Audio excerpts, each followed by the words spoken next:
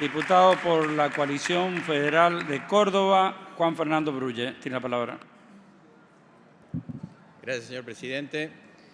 Me voy a circunscribir en mi exposición a aspectos que, si bien acá se han ya ventilado sobre la cuestión constitucional que nos ocupa, en esta instancia en donde la Cámara de Diputados actúa como Cámara de Origen frente a los dos proyectos que estamos en tratamiento. Vamos a hacer una pequeña y sintética cronología, tanto de la ley base como de la ley de medidas fiscales. La ley base fue tratada, discutida y aprobada en general y en particular. La ley también de medidas fiscales tuvo el mismo tratamiento en esta Cámara y fue remitida al Senado como Cámara Revisora.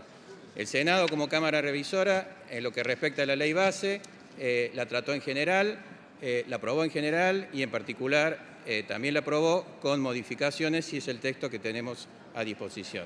En lo que hace a las medidas fiscales, lo que hizo el Senado fue darle un tratamiento en general, aprobación en general, y le efectuó modificaciones en particular, en donde hay específicamente el rechazo de ciertos y determinados capítulos, que es el conflicto que motiva esta discusión que estamos desarrollando.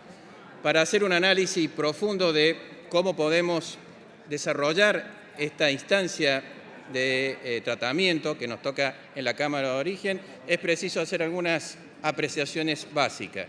Primero, desde la jurisprudencia de la Corte Suprema, la más reciente del año 2019, en el caso Barrick Exploraciones Argentina, allí la Corte Suprema señaló primero el principio de que el procedimiento de sanción e información de las leyes es una cuestión política no judiciable, salvo que en el procedimiento no se cumplan con los pasos establecidos por la Constitución. Rescató también un viejo fallo, Soria de Guerrero, que establecía también la facultad delimitada del Poder Judicial en el análisis, pero sí recalcó el aspecto de que mientras se den las condiciones mínimas e indispensables a los requisitos establecidos por la Constitución y las condiciones que se establecen, el procedimiento, si es razonable, no puede ser motivo de impugnación judicial ni revisión judicial. Pero también señaló, y específicamente hago referencia, la validez de la famosa acta del 26 de octubre de 1995 entre las dos cámaras, que estableció un mecanismo para todo lo referente al proceso que se da en el caso de los reenvíos de las leyes. También los reglamentos internos de ambas cámaras señalan este aspecto, y también la Corte Suprema dice de que ambas cámaras tienen facultades propias para hacer interpretaciones y ejercer atribuciones constitucionales. El caso más reciente, Fernández de Kirchner, en donde la Corte señaló de que estaba facultado para todo lo que son las sesiones virtuales. Pero no yéndonos tan lejos en el análisis, pero importante señalarlo, ya el constitucionalista Pablo Ramela nos cita un antecedente del año 1911, con la vieja Constitución, sí, pero que tiene un caso similar. En esa época se trataba nada más ni nada menos que el presupuesto. Diputado en ese momento como Cámara de Origen aprobó el presupuesto, remitió a Senado, Senado rechazó el presupuesto y aprobó una ley específica, que es poner en funcionamiento una ley anterior de presupuesto, y insistió, al volver nuevamente a la Cámara de Origen, insistió diputado con sucesión originaria, y fue el Poder Ejecutivo que lo promulgó. Con lo cual ya tenemos un primer antecedente en donde ya hubo, allá en 1911, una discusión y se resolvió en favor de la Cámara de Origen, a pesar de un rechazo casi total, porque no fue total, porque se hizo una incorporación. En época reciente, señor presidente, tenemos tratamientos aplicando el acta del año 1995, la ley 25.329, la ley 26.281.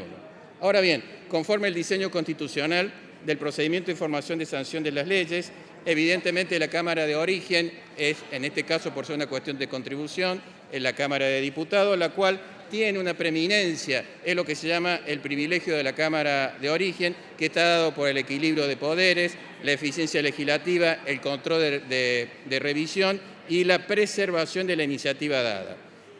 Por lo tanto, la premisa que nosotros tenemos que analizar si el término de los artículos 81, 82 de la Constitución Nacional, qué alcance tiene y qué interpretación desde la hermenéutica constitucional le vamos a dar. Lo primero es señalar que la Constitución es una ley de principio, no es un reglamento, con lo cual establece un procedimiento constitucional básico, pero no específico, que lo deja librado a las cámaras. Segundo, la apreciación principal de esto es ver cuál es la voluntad de las cámaras.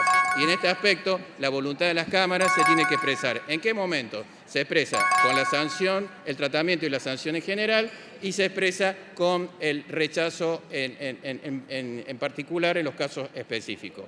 Acá tenemos que hacer referencia en esta interpretación hermenéutica, señor presidente, con dos casos similares. Con dos casos similares. El artículo 81 hay que interpretarlo con el artículo 79 y con el artículo 83.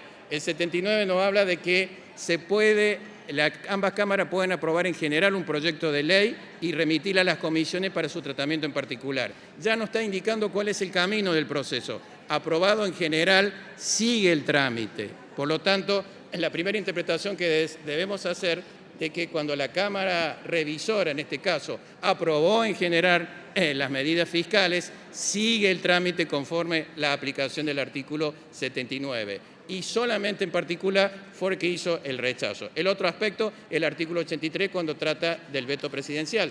En el veto presidencial se permite que sea total o parcial. Siendo parcial, sigue el trámite parlamentario y, por lo tanto, hay un sentido afirmativo, que es lo que tenemos que tener en cuenta en este aspecto.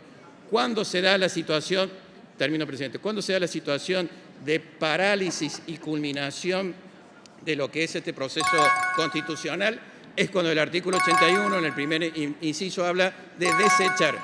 El término desechar tiene un sinónimo, que es desestimar. Desestimar significa concluir el proceso. Y eso no sucedió en la Cámara Revisora. Diputado, por favor, concluya. Así es, específicamente.